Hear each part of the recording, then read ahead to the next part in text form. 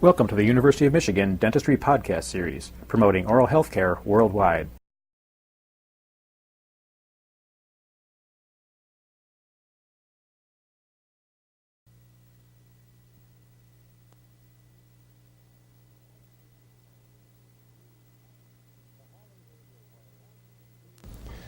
The Hawley Labial Wire is a smooth, continuous curve that contacts the middle one-third of every anterior tooth.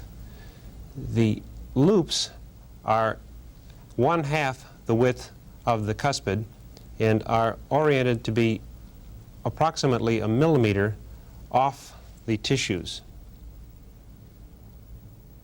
The wire extends through the occlusion in close contact with the cuspid and first bicuspid and courses into the acrylic for retention.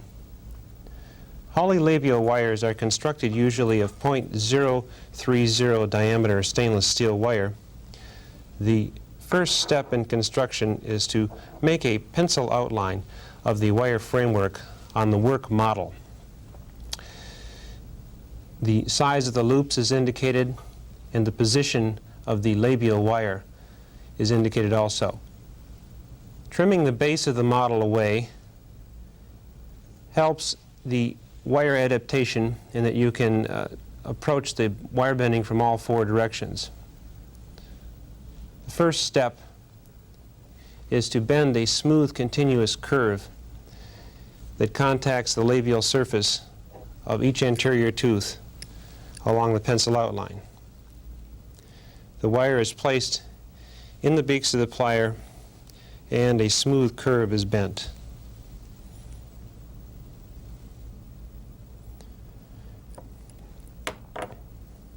You place the wire in contact with the work model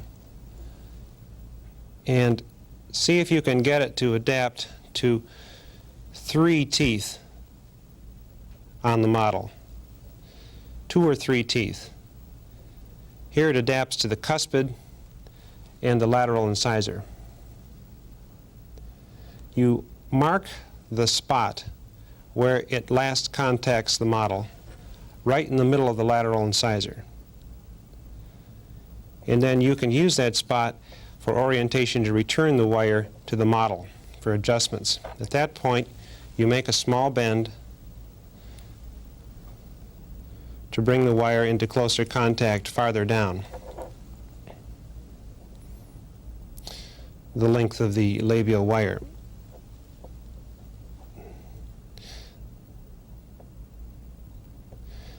You can do some of this bending with your fingers. Now the wire contacts the cuspid, the lateral incisor, and the central incisor. Now you continue this procedure of adjusting the wire until it contacts each labial surface. When the wire has been adapted to each labial surface, it isn't necessarily a half circle. You can see that the wire is not a perfect arc. It is composed of flat sections and gently rounded sections. But there are no sharp bends in the wire, no sharp kinks. It does contact the labial surface of each interior tooth. And it's in a flat plane of space also. The wire is marked at the middle one-third, or at the middle, very middle of the cuspid tooth, mesiodistally, to indicate the spot where the 90-degree bend is made to start the loop construction. The loops are bent to be 5 to 7 millimeters high and about 4 to 6 millimeters wide. The first step in bending the loop is to orient the wire in the beaks of the plier so that the first arm of the loop is bent at 90 degrees to the labial wire. You try the wire back on your work model.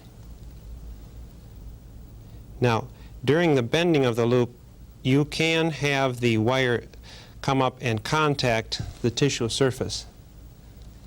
It's a fairly easy procedure to lift it away from the tissue contact after the loop has been constructed completely. You mark the spot where the curvature of the loop is supposed to begin. Hold the wire in place and mark the spot with your marking pencil and bend the wire around the round beak of the plier.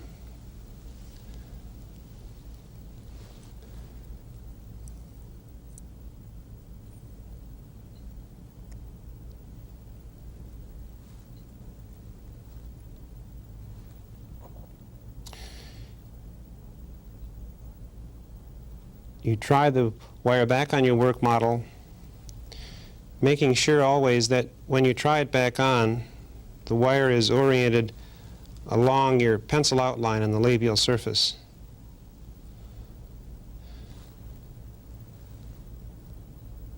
The next step is to sweep the wire across the occlusion. This is done by making a bend in the wire right at this point here, right at the end of my fingernail there, and sweeping it inward towards the occlusal crossing. You grasp the loop in the flat base portion of the plier and bend this section towards that occlusal crossing.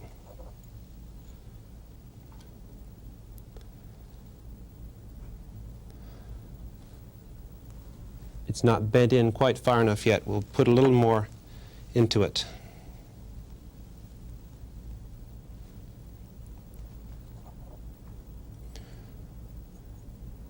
Now, the wire comes in and makes its first contact with the occlusal crossing of the cuspid and bicuspid.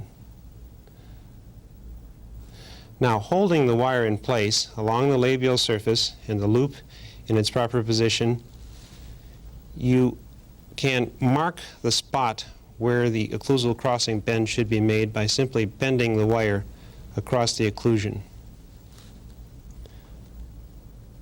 You complete this bend with the plier, cut off some excess wire that's extending down into the pallet.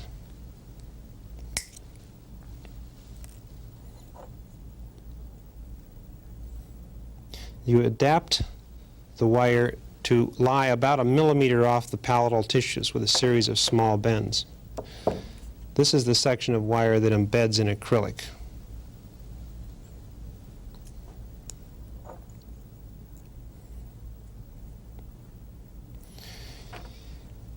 The extension into the palatal acrylic doesn't need to be too long. About 1/2 inch is fine, 3/4 of an inch. A small loop or curvature is bent into the end of the wire that extends into the acrylic to aid the retention.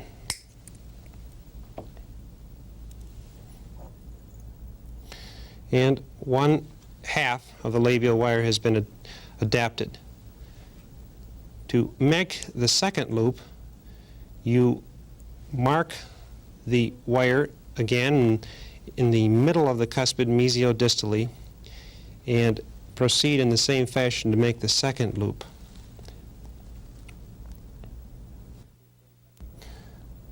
The second loop has been completely bent now, and the extension into the acrylic has been formed.